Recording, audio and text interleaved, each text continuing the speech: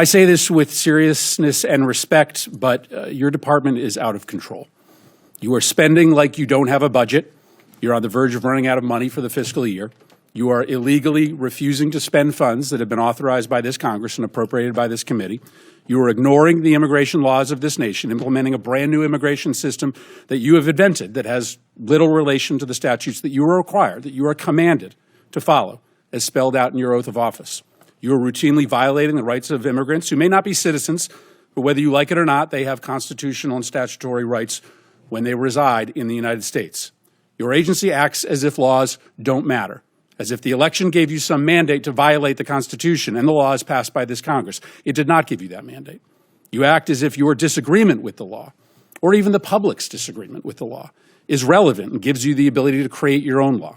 It does not give you that ability. Let's start with your spending. You are on track to trigger the Anti-Deficiency Act. That means you are going to spend more money than you have been allocated by Congress. This is a rare occurrence, and it is wildly illegal.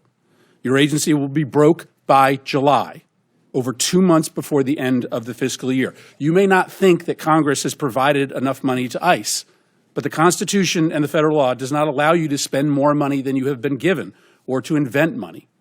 And this obsession with spending at the border, as the chairwoman mentioned, has left the country unprotected elsewhere. The security threats to the United States are higher, not lower, than when Trump came to office. To fund the border, you have illegally gutted spending for cybersecurity. As we speak, Russian and Chinese hackers are having a field day attacking our nation. You've withdrawn funds for disaster prevention. Storms are going to kill more people in this country because of your illegal withholding of these funds.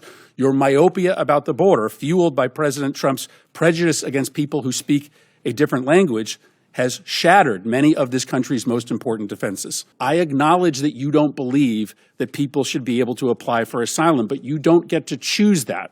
The White House doesn't get to choose that. The law requires you to process people who are showing up at the border and who claim asylum. Why? Because our asylum law is a bipartisan commitment, an effort to correct for our nation's unconscionable decision to deny entry to Jews to this country who were being hunted and killed by the Nazis. Our nation, Republicans and Democrats, decided, wrote it into law, that we would not repeat that horror ever again, and thus we would allow for people who were fleeing terror and torture to come here, arrive at the border, and make a case for asylum.